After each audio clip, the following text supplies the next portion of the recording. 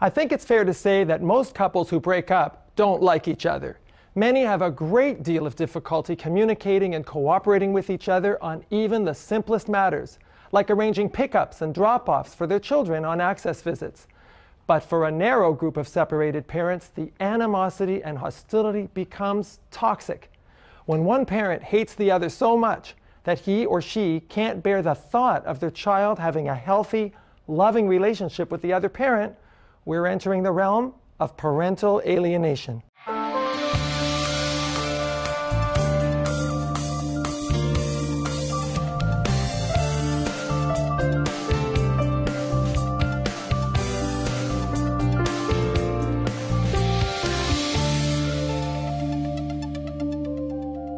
Brought to you by AdviceScene.com. Free legal answers from verified lawyers.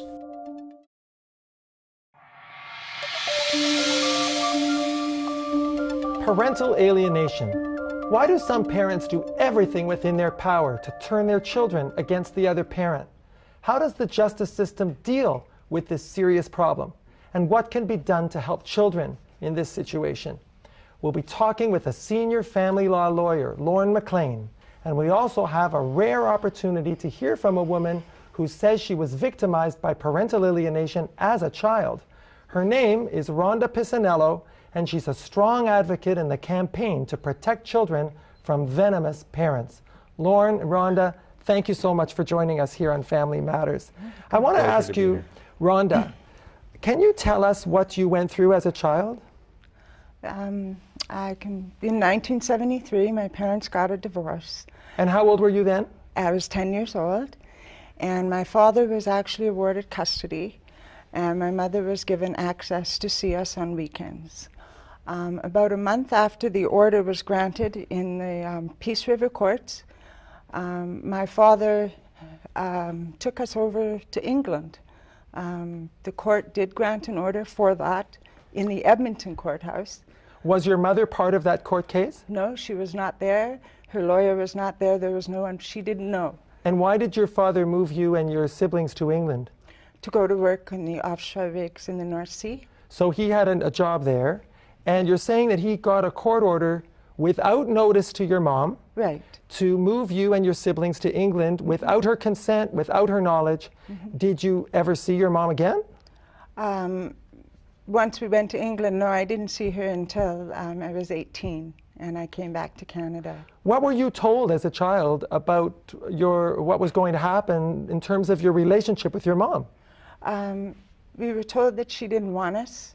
We were told that she didn't love us anymore, and she was tired of looking after kids and changing diapers and just all those nice things. Did you ever get a chance to say goodbye? No. No, they didn't know where we were, and we didn't know where we were going until we were on the airplane, in the air, going to England. And so when you got to England and you were told that your mom didn't want you, didn't love you, you went how long before ever seeing her again? It was 8 years, just about. 8 years? Yes. And then how did you reconnect with your mother? When I was 17 and a half, I ran away from my father and stepmother and went into hiding, basically in Doncaster in England, until I turned 18. And once I turned 18, I returned to our town in Doncaster, and I started to look.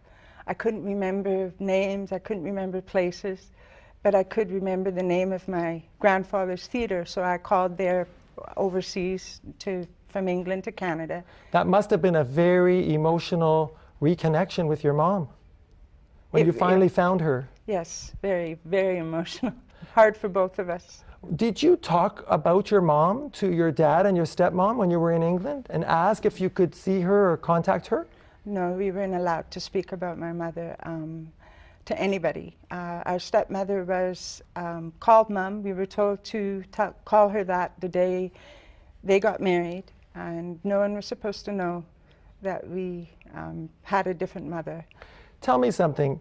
This is, as I indicated in the intro, this is very rare to speak to someone who went through this as a child. How do you feel that the alienation that you experienced from your mother affected you in your life, in your own well-being as a person? I was lost. I had no self-worth. I didn't feel good for anybody. I was treated as a traitor in my father's home for speaking or trying to speak about my family that was left behind. And I believed what they told me to an extent that my family in Canada, my maternal family, didn't want me either. So I was right in the middle of nowhere, and I had nothing to connect to, felt like I was drifting. I think you mentioned that you even had an emotional breakdown, mental health problems. Yes, I've attempted suicide 3 times in my life. The last time I was 32.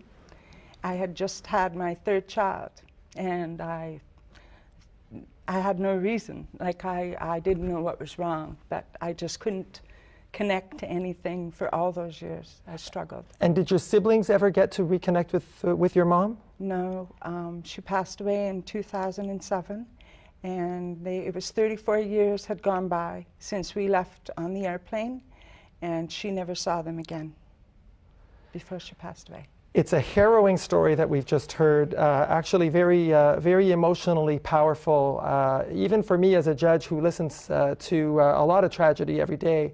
When we come back, we're going to take a break. When we come back, I'm going to be asking our guest lawyer, Lorne McLean, to tell us about his experience representing parents in cases where alienation has occurred. Please stay with us.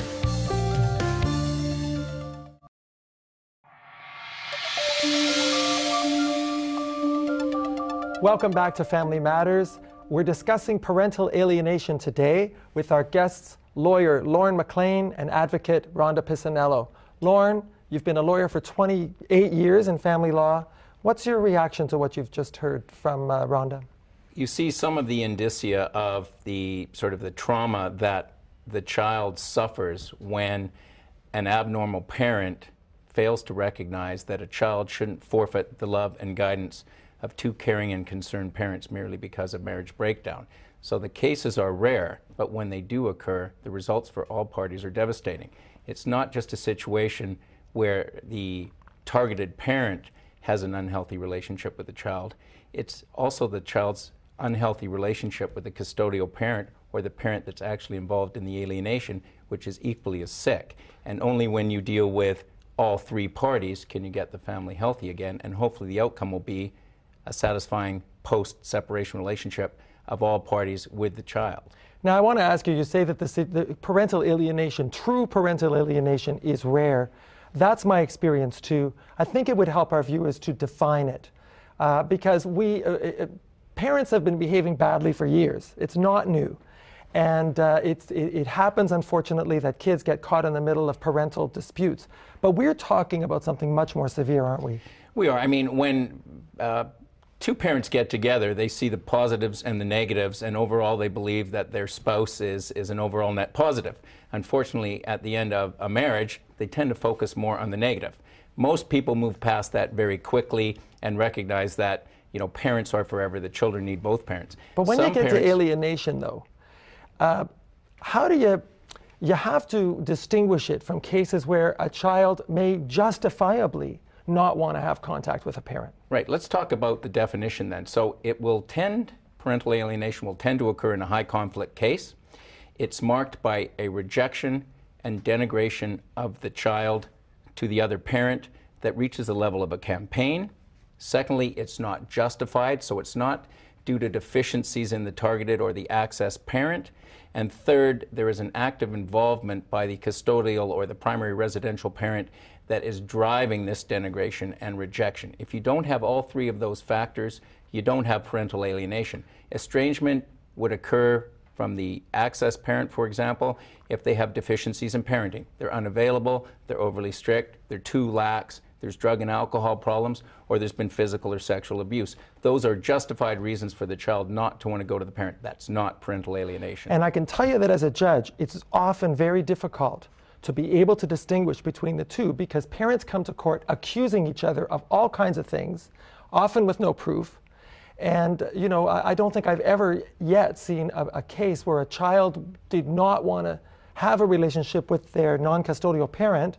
that the custodial parent didn't say to me, well, it's the non-custodial parent's fault. It's their fault. That's why. It's not that I haven't done anything wrong.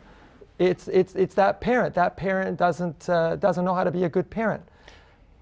That's the problem, and what we find, and one of the strategies I will approach a case with, and I think it's important for a family lawyer to deal on both sides of this issue. So I do not just act for parents who say it's parental alienation. I act for parents who are wrongfully accused of being an alienator. But to get a judge involved at the beginning that will stay through the case throughout, to get a psychologist who's experienced with parental alienation, estrangement, other concepts such as adultification and parentification right at the start, because if you delay, the issue tends to get worse. And it's kind of a form of brainwashing, poisoning a child's mind against the other parent with no justification at all. Right, you've got inculcation going on, you've got a child who loses, this is one of the other hallmarks of parental alienation, loses the ability to critically think. So that child no longer thinks for themselves, begins to identify with the parent, sees white knight, black knight, good and bad, will only remember negative sort of histories of the access or targeted parent, and sees no good, shows no guilt over this, and is not ambivalent in any way.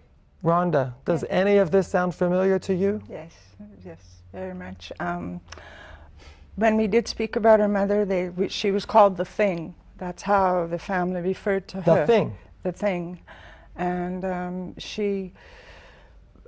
when I did try and tell my younger sister, who had no idea what was going on, I got the belt from my stepmother the day it happened. When you say you got the belt, you were beaten? Beaten with a leather 2-inch Western belt, told to lay down on the bed and remove my pants. And so you suffered physical abuse as a result of the alienation as well. I want to ask you, Lauren, what kind of conduct do we see? What alienating behavior? We've heard about physical abuse. We've heard about an abduction, which is a pretty extreme form of alienation. One of the things you'll look at, first of all, is has the targeted parent previously had a very good relationship with the child? And that suddenly, after the separation, that relationship starts to decline, the child starts to denigrate, the child starts to refuse, and in more serious cases, the child will actually run away or maybe raise false allegations of abuse, for example. So you see a continuum of it. Unfortunately, the longer it goes on, as you were saying, the harder it is to undo that kind of damage to a child. One of the problems is, too, that the targeted parent will somehow think perhaps it's their fault, or maybe they're putting too much stress on the child by trying to see them, and that access parent will withdraw, which is probably the worst thing they can do. Because you mean that just walk away? Walk away or withdraw or start giving up on the access, which just lets the alienating parent have more time to complete their job. Well, it's understandable, I guess, that a parent might be so overwhelmed by this that they would walk away. We're going to take a break. When we come back, I'm going to be asking Lauren how effective the courts are in addressing parental alienation, and we're going to talk about the advocacy that Rhonda has been doing to help others. Please stay tuned.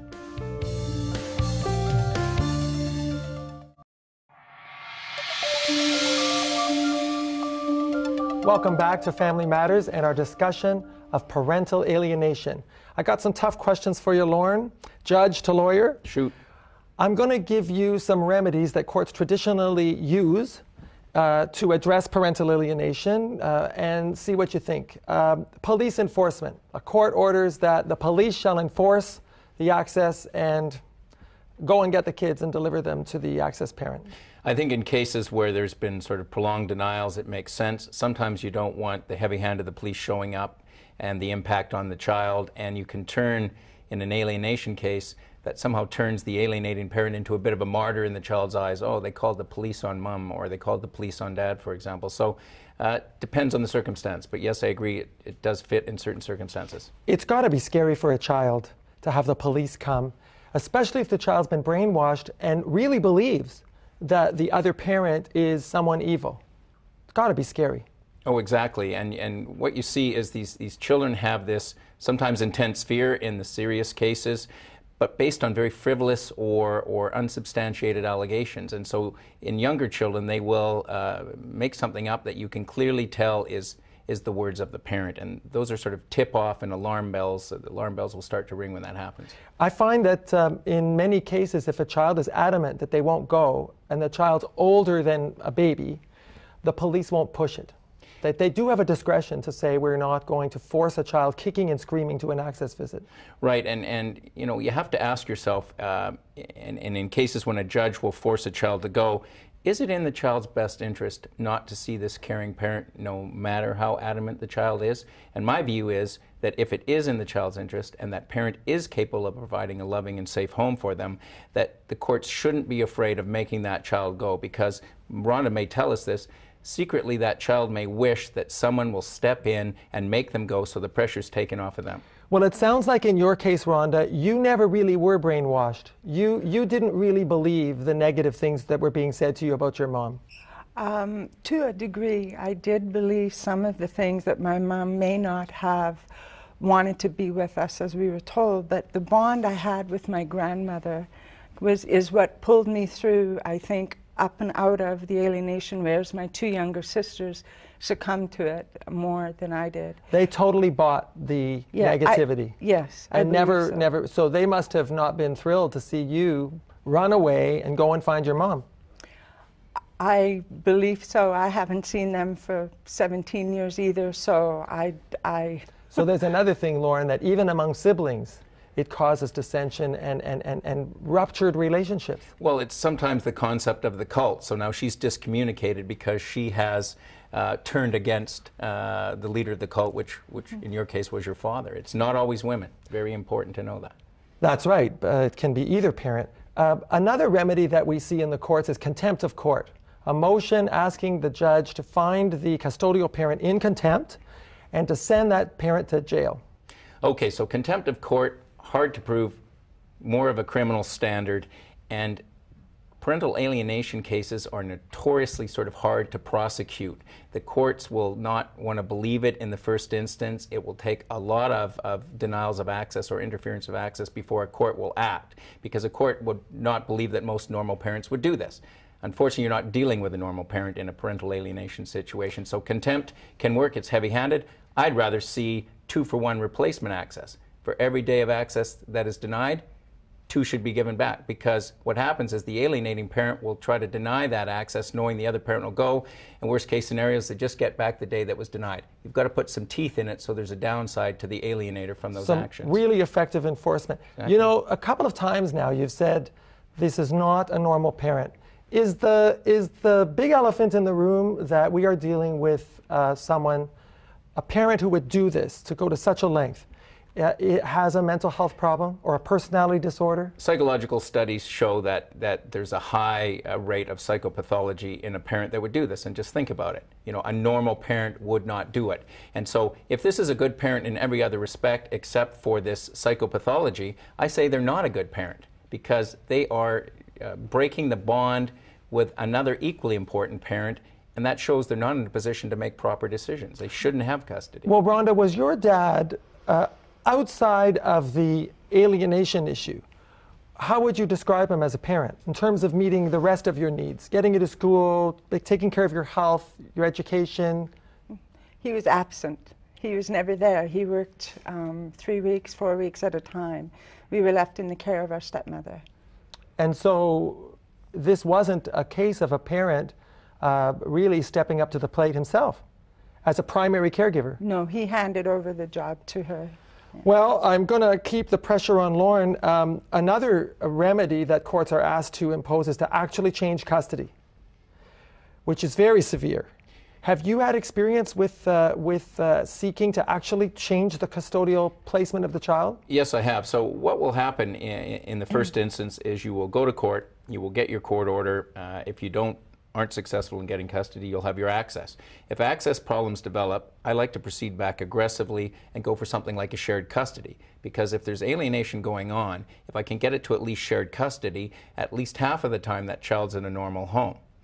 If the alienation continues and it's shared custody, then the court has to go to the stage of considering the transfer of custody. And again, you have to take into account the effect on a child who is refusing to go to that parent, being forced to go, versus, I say, the longer-term harm of leaving him with a custodial parent who's psychologically damaged. And then you may move on to cutting the access off even after you've changed custody to the parent and doing what is called a parentectomy, where you remove that parent for a while to allow the bond between the targeted parent and the child to heal, and then in turn you reintroduce that parent, the custodial parent or ex-custodial parent, and try to get their bond healthy again. So it's really complicated. Well, you can see that the justice system has its work cut out for it when these kinds of allegations are made in terms of really figuring out what's best for the child. In the few remaining minutes, though, I want Rhonda to tell us, you are on the board of the Parental Alienation Awareness Organization. Can you tell us very briefly what that organization's mandate is? Yes.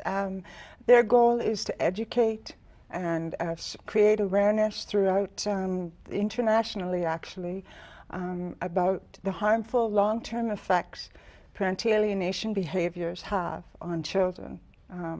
They focus on the children. They don't take a position in such things as a syndrome, whether or not it exists. It's, were founded in 2005 by Sarvi Emo, and they're based in Oakville, Ontario. Well, I want to hear more about it right after this break.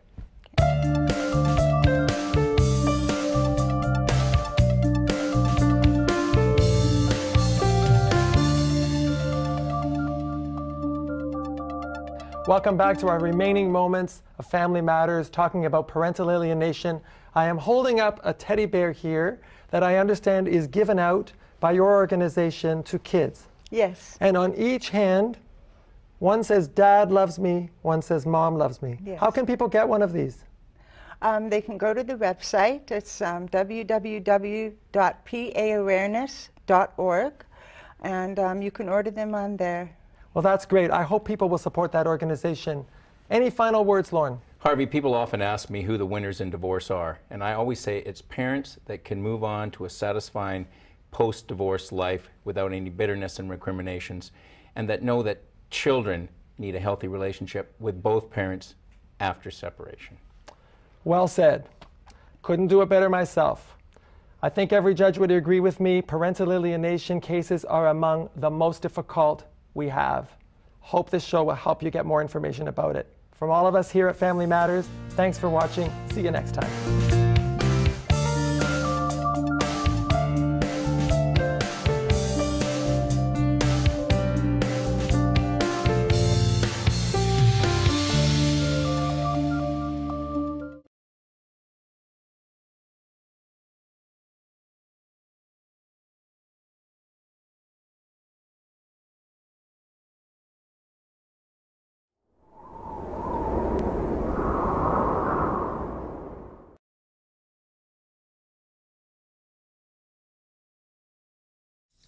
Hello, I'm Dr. Craig Childress.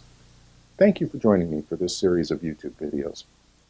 In this video series, I'm talking to you, the targeted parent, the child's authentic parent, regarding our efforts to rescue and recover your children from the psychological and developmental child abuse that's parental alienation. Let me begin by explaining the nature of the problem you're facing, and then I'll explain the solution. Your problem is twofold. First, and most importantly, you cannot protect your children. Until we can protect your child, we can't ask your child to expose his or her vulnerability, his or her authenticity, to the vicious retaliation that's sure to follow from the narcissistic borderline parent, from your ex. If your child ever exposes his or her authentic love for you. If your child shows any love for you, or simply doesn't reject you completely enough, with enough display of anxious fearfulness or enough angry venom, then your child will face a withering psychological retaliation from the narcissistic borderline parent, from your ex. Your child is being held as a psychological hostage. They're being forced to say and do things that are contrary to their authenticity. Unless we can first rescue your children, unless we can first protect your children, we can't ask them to reveal their authenticity to the psychological brutality of the narcissistic borderline parent. And their hostage taker, the narcissistic borderline parent, is more powerful than you are. They're able to completely disempower you. You're made helpless. you're not able to rescue your children from them. So your child must do whatever he or she must do in order to survive in the dangerous psychological world in which they must live. You cannot rescue them. You're powerless to rescue them. So they must do what they must. They must reject you in order to survive psychologically in the dangerous world in which they've been abandoned. Parental alienation is not a child custody issue. Oh no, it's a child protection issue. Until we can protect your children, we cannot ask them to reveal their authenticity and the authenticity of their love for you. It's too dangerous for them in the hostage world in which they live. You must first protect your child. This isn't a battle against parental alienation. This is a battle for your children.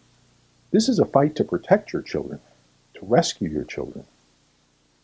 I'm often asked by parents, what can I do to restore my relationship with my child? But that's the wrong question, and it portrays that you don't really understand the nature of the problem. If your child shows their authentic love for you, if your child doesn't reject you with sufficient display, they'll face a withering psychological retaliation from your ex, from the narcissistic borderline parent. You're essentially asking me, Dr. Childress, help me to more fully expose my child to their psychological child abuse. I won't help you do that. We must first protect your children. That's our first obligation. Then and only then can we ask your children to become authentic once more. Only when we're able to protect your children can we ask them to show their love for you. The first obligation of an authentic parent is to protect your children. Your children are being held hostage, and they're being psychologically abused. You must rescue your children from their emotional and psychological abuse. But you can't. You cannot protect your children, and that's your first problem. But why can't you protect your children? You love your children dearly. You want to protect them. You're fighting to protect them. But you can't. Why not?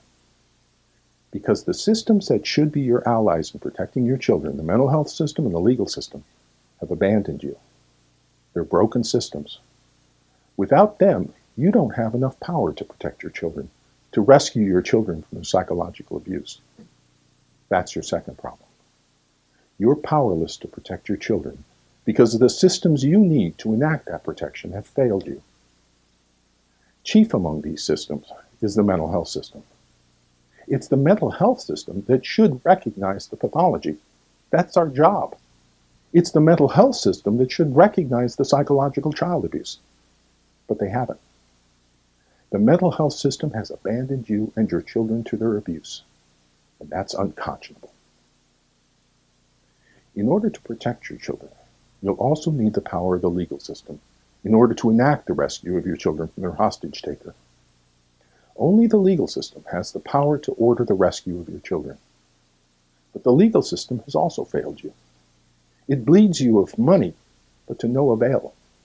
It too abandons your children to their abuse. Without the support of the mental health and legal systems, you don't have the power to protect your children from their emotional and psychological abuse. And if you cannot protect your children, you cannot recover your children's authenticity. Your children must sacrifice their authenticity to the narcissistic borderline parent in order to psychologically survive with the pathology of this parent. In order to solve parental alienation, you must first be able to protect your children. Parental alienation is first and foremost a child protection issue. In order to protect your children, you must have the support of the mental health and legal systems. Without their support, there's nothing you can do. Without the support of the mental health and legal systems, you are powerless to protect your children. And if you're powerless to protect your children, then your children must do what they must in order to survive in the psychologically dangerous world in which they've been abandoned. The solution is that we must fix the broken systems so that you are empowered to be able to protect your children. Once you have the power to protect your children, once you're able to rescue your children from their psychological and emotional abuse, then, and only then, can we recover your children's authenticity. That's why you're all in this together. We cannot solve this for any one family unless we solve it for all families. We first need to fix the systems that disempower you from protecting your children. We must first reclaim the mental health system as your ally in fighting the pathology, and then use the power of this new ally to obtain from the legal system the protection your children need. As long as the mental health system abandons you and your children, you'll have no power in the legal system. If you have no power, you'll be unable to protect your children. And if you cannot protect your children, then you cannot ask them to reveal their authentic love for you. If they reveal their authentic love for you, their hostage taker will exact a terrible revenge on them. If you ask your children to reveal their love for you, yet you cannot protect them, then you are simply exposing them more fully to their abuser. You must first protect your children, and you cannot do this alone. You alone cannot change the mental health system. You wait for someone to rescue you, as your children wait for someone to rescue them, but no one comes. Why doesn't anyone come to rescue you? Which is the same question your children are asking. Why doesn't anyone come to rescue them? You must come to rescue your children. But how can you rescue your children? You're just one person alone and powerless against the systems that won't listen, won't act. Nonsense. You are more powerful than you know, but not alone. We cannot rescue your children, your family, if we do not fix the mental health response to parental alienation. And when we fix the mental health response, we'll fix it for all children, for all families. We cannot rescue your individual child until we rescue all of the children. You're all in this together. There is your power. Don't ask me, what can I do to regain my child's love? Ask me instead, what can we do to protect our children? For 7 years, I've worked for you and your children towards this day.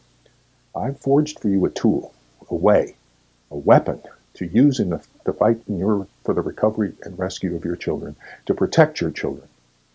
I'm not your warrior. I'm your weapon. But don't look for someone to rescue you, because then you're helpless. Then you're a victim. No. With the right weapon and proper strategy, you're strong enough and powerful enough to rescue your children from their abuse. Are you kidding me? You're fighting for your children. You are fierce and determined.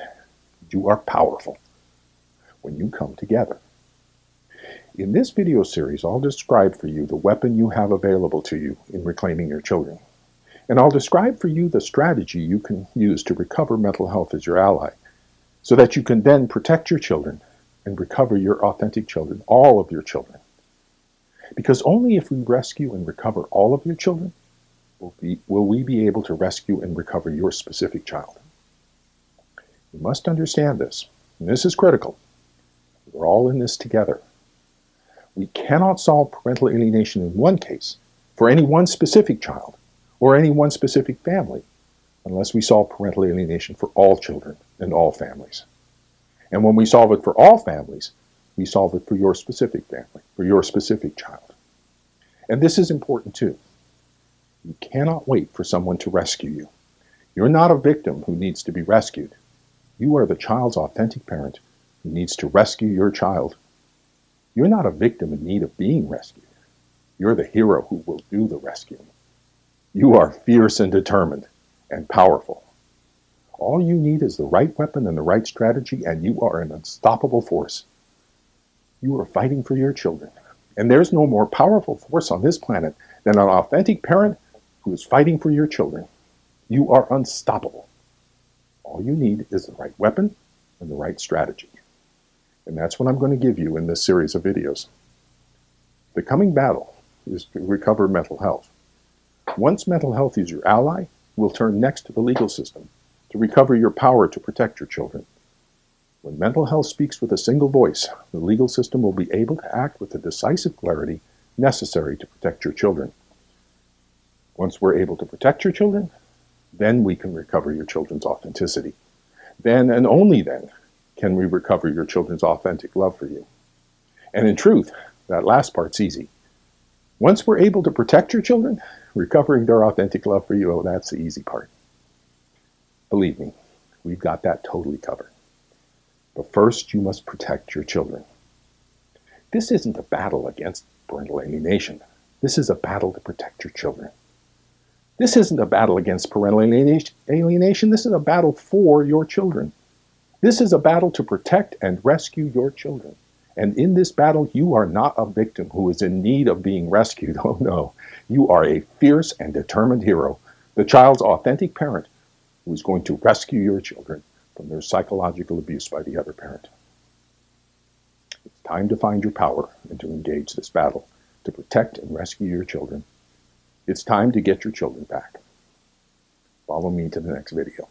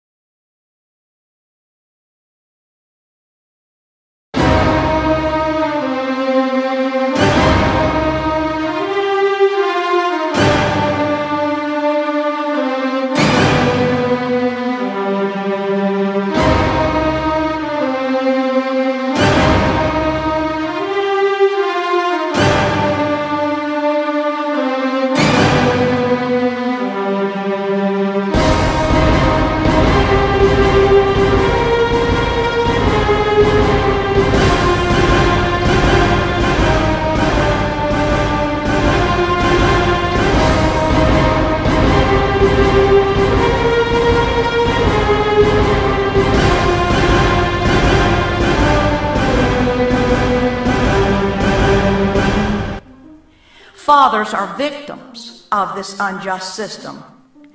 Child support payments, even without having visits with their children, are choking the very life out of fathers. 3 fathers, of whom I am aware and have been in touch with, committed suicide in the last 12 months because they lost the opportunity to even visit with their children. These are crimes against humanity for financial gain.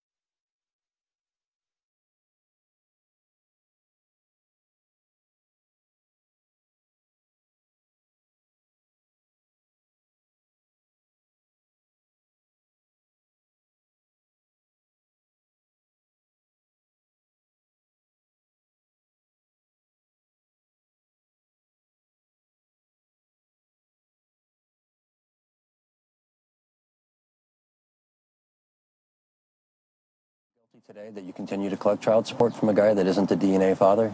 No, not really. He wants to be a jerk to me, I can be a jerk right back. A Colorado man forced to pay child support for a kid that isn't his. The DNA test that doesn't matter under state law. Thanks for staying with us tonight. I'm Jeremy Hubbard. And I'm Aristea Brady. Tonight, Fox 31 Denver problem solver Rob Lowe looks at a child custody case that seems to defy common sense. So, Rob, the big question, how can the courts force a man to pay child support if both sides agree he is not the biological father? Because his name is on the birth certificate. And in Colorado, what's on the birth certificate matters more than what a DNA test later reveals, matters more than what the ex-wife acknowledges, or even the fact that the real biological father exists and visits the kid. Dustin, you are the father. Maury Povich has made a career out of revealing DNA test results, but sometimes whose DNA fathered a child doesn't matter in the eyes of the law. And when Lori told me she was pregnant, we were dating not very long. I tried to do the right thing. The right thing, to Chris Atkins back in 2000, was to marry Lori Longquist. And when their daughter was born, it's his name, Chris Allen Atkins, that went on the birth certificate. By the time their daughter was 2.5, the couple divorced. We had a lot of fun together. My little bug.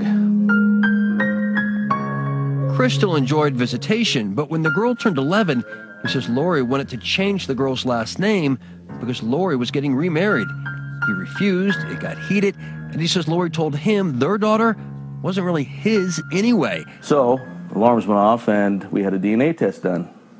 And she's not my biological daughter that I raised for 11 years. This is the DNA test that proves Chris does not share genetic markers with the girl. And this is the judge who refused to accept the test as evidence. You might recognize Carlos Samore Jr. from the Aurora Theater shooting case. Chris Atkins tried to represent himself at court, which never works out well since most lay people don't know the rules for introducing evidence. When he finally came back to court with an attorney to file an appeal, his appeal was denied. The judge basically said, you already had your bite at the apple. I just want my daughter, but I can't even see her. But yet I'm still paying child support. And the biological father has been found. And he gets to spend time with her. I don't get nothing. Chris Atkins hasn't seen his daughter in 4 years because he says courts refuse to enforce visitation. But they do enforce child support, deducting $250 out of every paycheck plus $114 for her health insurance, for a total of $730 every month. Is it greedy of you to continue to collect child support from him when he's not the biological father and he has no role in her life? Maybe, but I don't feel bad about it. I really don't. Lori Lonnquist says Chris abandoned their daughter when he found out the girl wasn't his biologically. Chris denies that, saying Lori would no longer facilitate visits. I asked him to give up his parental rights, and he won't do it because everything he wants to do is piss me off and upset me. That's it. If he gave up his parental rights, would you stop collecting the child support from him? Absolutely. And I've told him that. She'll stop taking child support if he agrees to terminate his parental rights. Is that easy enough for him to do? No.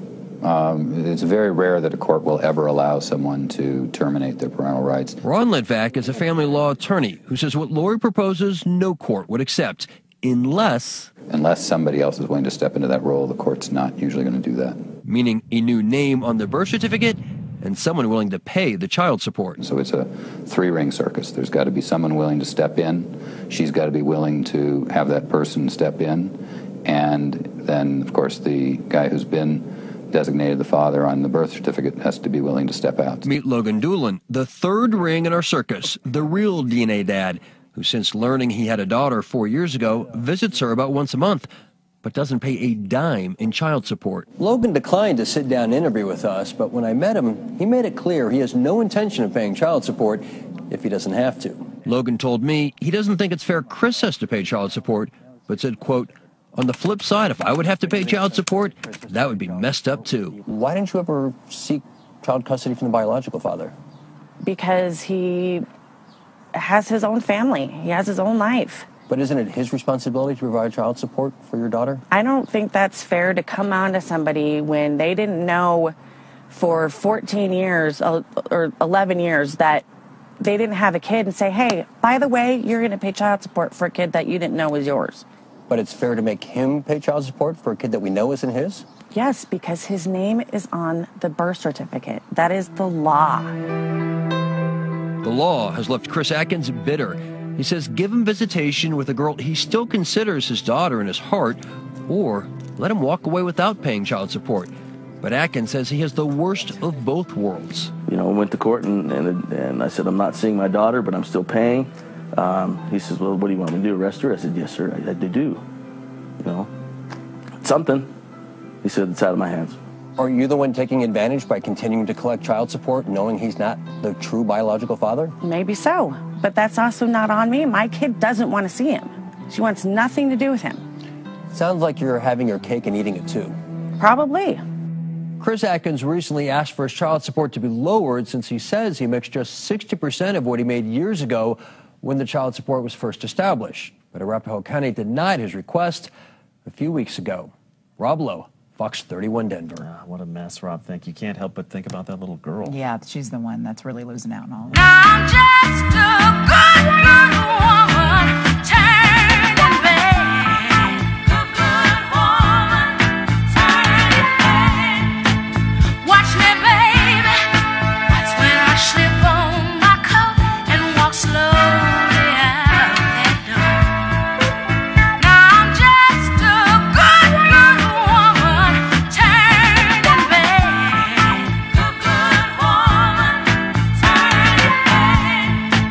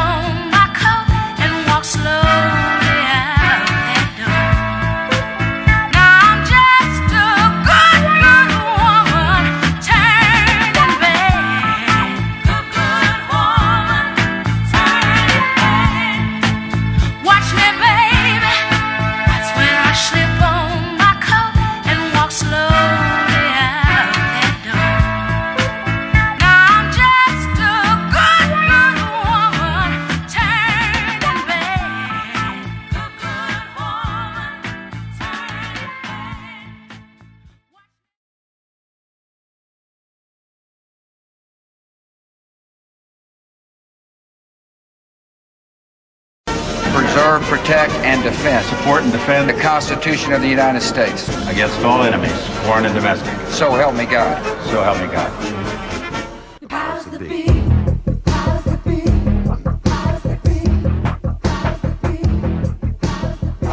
State-sanctioned kidnapping is when a state agency unlawfully removes a child or senior from a family's care by illegally editing court hearing tapes or manipulating the court files. Victims of state-sanctioned child abductions. It's difficult to believe how easily and quickly children are removed from their parents without any show of wrongdoing. This amounts to nothing more than a state-sanctioned kidnapping. Dockets are doctored.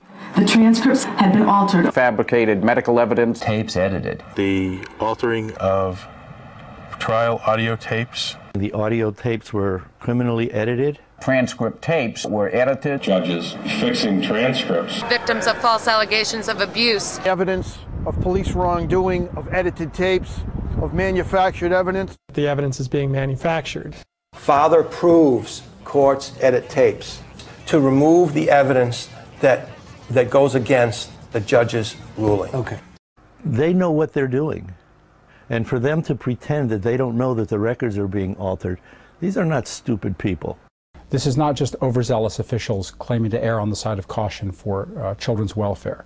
This is a systematic confiscation of children from their parents. The desire to protect children, of course, is a noble desire. However, what this has turned into is an industry. Tell your mama, tell your pa, they're gonna send you back to Harvard Law. The stories you've seen here may seem fantastic. In fact, they are very common and almost routine. There's no penalty for government lawyers who incite their witnesses to commit perjury. There's absolute immunity for prosecutors that could make conduct illegal and prosecute with the full force of government to create crimes. A new set of crimes. It creates civil orders without rights, without your rights because you weren't there. We often have what's called an ex parte hearing. That means one where only one side goes in and the other side doesn't get any notice, has no idea that there's a hearing going on, and doesn't even show up because they don't know what's happening. And the incestuous nature sort of how the courts and the custody evaluators and the party that's being favored by those professionals in the court system kind of collaborate together. Children, but in some cases the elderly, are effectively confiscated by court officials. Their estates are plundered. I was put on trial by federal court. I was sentenced to 6 months in jail. And I faced a relentless series of charges. Just two words: federal money. So the incentive is not to keep the child in the home. What you have now in this country is a situation where the judiciary and the bar are working together to run a criminal racketeering enterprise that is extorting money from people under color of office. The courts are a criminal enterprise to get money, federal dollars, from the federal government. The entire justice system has basically collapsed. Is this a racketeering scheme? It certainly is. It's racketeering, it's extortion, there's a whole bunch of crimes that are going on. And you have judges that are accountable to no one. We're standing in front of the Billerica House of Correction where I was wrongly incarcerated for most of the 5.5 months until my mother was able to remortgage the house to come up with the $50,000 cash bail that was required. If you don't pay us this $150 per hour for the next 5 years, we're going to take the kid away from you.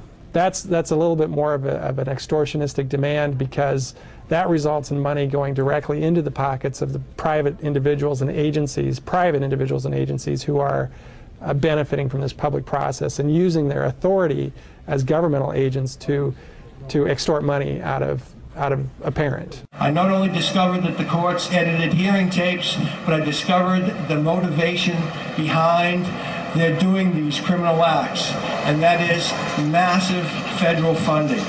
The entire judicial system is corrupt. They lost for gold. Your vote is sold. Take back the soul of our nation. What they do is they offer the state a bribe or a federal incentive to be involved and conduct themselves in such a manner. Well, does it create statistics? Is it meant, I don't know that it's meant to create statistics, but it creates cases. And if cases create grants, then so be it. For every child who is removed from the family home, there are 25 service providers who derive their livelihood from that child's removal. They have a vested interest in maintaining their income. They have a vested interest in maintaining their practice. Child abuse by public officials. The worst abuse I've experienced is at the hands of the government, and the worst abuse my child has experienced is at the hands of the government. That's the only abuse that's going on here.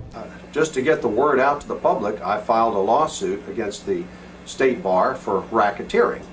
I reported case fixing, criminal activity in a court, and I have done 231 days in jail for basically reporting crimes.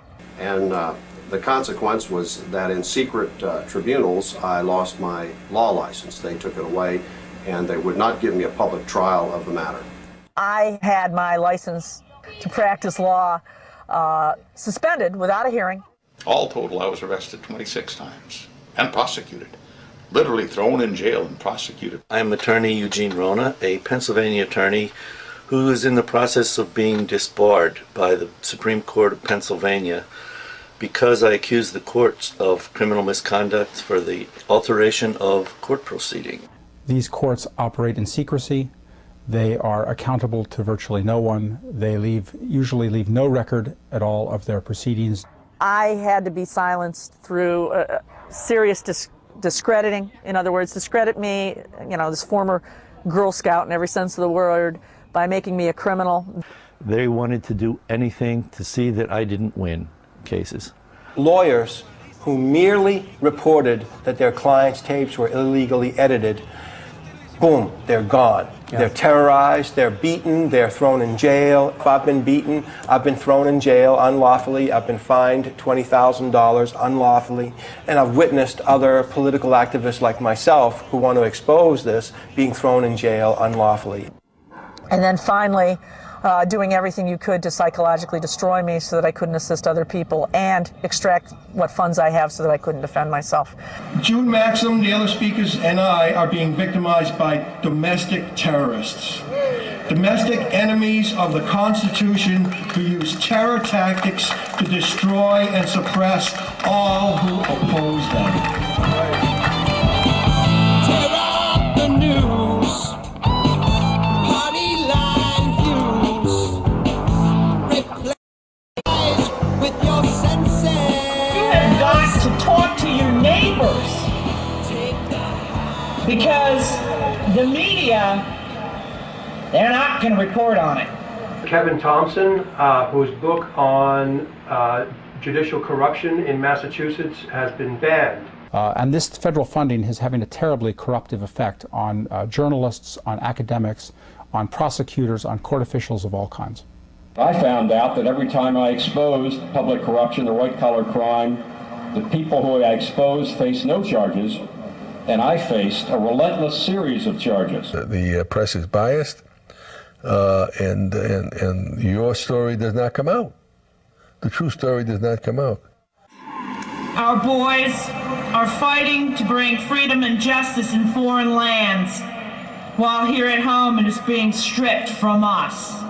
Right. It's a trick played on all of us. Why would courts and judges do this sort of a thing? The answer to that question is just two words: federal money. And they just simply created this statute, created all these committees, created these jobs, created these industries, and no one's going to stop them because there's no one to stop them. So there is an industry completely built up around the redistribution of our children. Who gets the checks for the services that are offered? It's not the parents, and it's not the child. It's the service providers. I'm here in Washington, D.C. today to ask the federal government why federal funds are available to the legal industry to prey on society's weakest members: our elderly, our handicapped, our mentally challenged, and our children. This court system is riddled with abuses, with corruption, with graft. Children are effectively walking bundles of cash. Whoever controls the children can get money from the federal government. The legislature, the judiciary, the legal system lusts after these federal funds. The federal government is the locomotive driving this whole thing. They're taking otherwise normal courts and they're adding fuel in the form of federal money to subsidize certain actions that they want to see happen. They ended up creating an industry. An industry. People getting arrested without a hearing and things of that nature, and all having to do with the change in the law.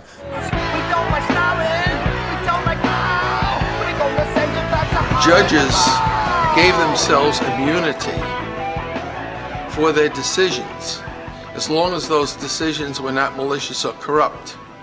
A few years later, the court took the malicious and corrupt away. Judges have given themselves immunity. Are you aware of that? I read that about... Absolute immunity. Yeah. They've given lawyers qualified immunity. And in my case, Margaret Marshall used my case to rewrite the anti-SLAPP law to give social workers who commit perjury in court immunity.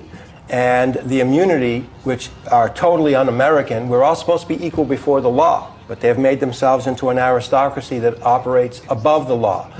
The judges had created immunity. They had created such a thing called sovereign immunity, and I'd look at the Constitution and I'd say, how can you come up with this thing called sovereign immunity where the government is not accountable to the people? How can that happen? There's not a word of it in the Constitution. In fact, the whole idea of the Constitution is the government should be accountable to the people. How does judicial immunity jive with the concept, the constitutional concept, that all men are equal before the law? And if you want to continue to have a relationship with your child, you do as we say, or we'll take your child away. The harm that they do to the children of our nation, that's incredible. You're talking tens of thousands of children being harmed by these judges' actions just so they can collect money from Washington. When they interfere with the family unit, undermine parental authority, and substitute state decisions for parent decisions, that is going to be the beginning of the destruction of our society. Justice! When do we want it? Now! When do we want justice? When do we want it? Now! Is it a big leap to consider that these people who are doing unconstitutional and illegal acts to empower themselves and industries, the legal industries that they belong to, is it a big stretch to really think that they would go so far as to edit tapes? I guess not. How can you have a government and all of its little governors being immune at the same time have a right to petition government for redress? We'll be handing out some flyers trying to raise some awareness and bring some exposure to the sedition and treason that takes place daily in our courtrooms. Isn't there anybody with a conscience in our judicial system or our government? Well, the more I asked, the more I saw that it was somehow buried in the field of law, and the people that govern, their inability to control the government. Thomas Jefferson warned us all that the biggest danger to America isn't from abroad, it's from within, and it's from the judiciary. He, a lawyer, points out that the judiciary is the greatest threat to our democracy. And he's turned out to be more than correct. More than, yeah. Yeah. Come back! Hello, baby, come back!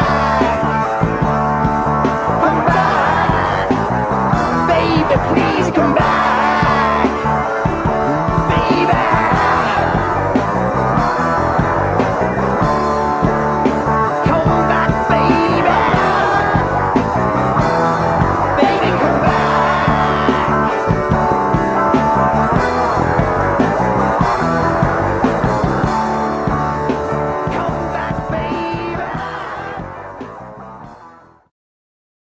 The courts are a criminal enterprise to get money, federal dollars from the federal government.